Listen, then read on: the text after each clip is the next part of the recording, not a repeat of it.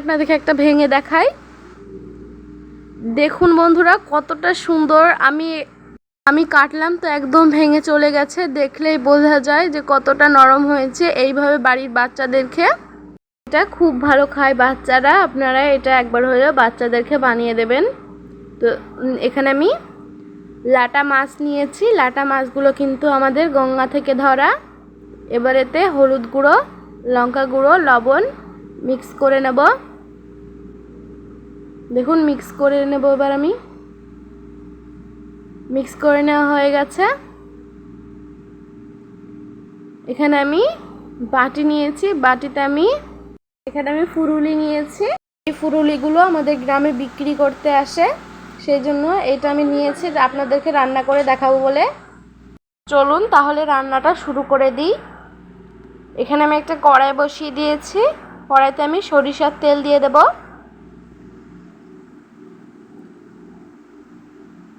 তেলটা খুব ভালো মতো তেতে গেছে। এবার আমি মাছগুলো দিয়ে ভেজে নেব। এই মাছগুলো আমার ভাই নদীতে স্নান করতে গিয়ে নিয়ে এসেছে।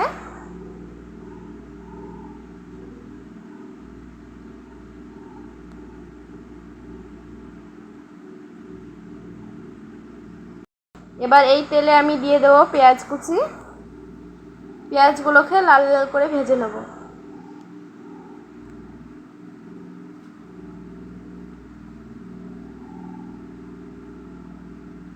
এবার এতে দিয়ে দিলাম আদা বাটা, লঙ্কা গুঁড়ো, হলুদ গুঁড়ো, লবণ। এবার এগুলো খুব ভালো করে মিক্স করে নেব।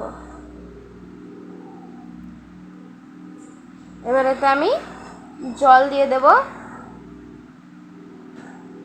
দিয়ে ভেজে রাখা মাছগুলো দিয়ে দেব। এবার আমি ফুরুলিগুলো দিয়ে দেব। আপনাদের ওই ধারে এগুলোকে কি বলে আপনারা কমেন্টের মাধ্যমে জানাবেন।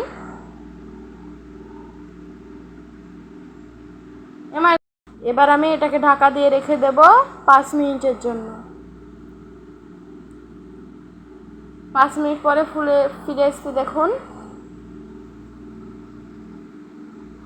ফুরুলিগুলো ফুলে কতটা হয়েছে দেখুন।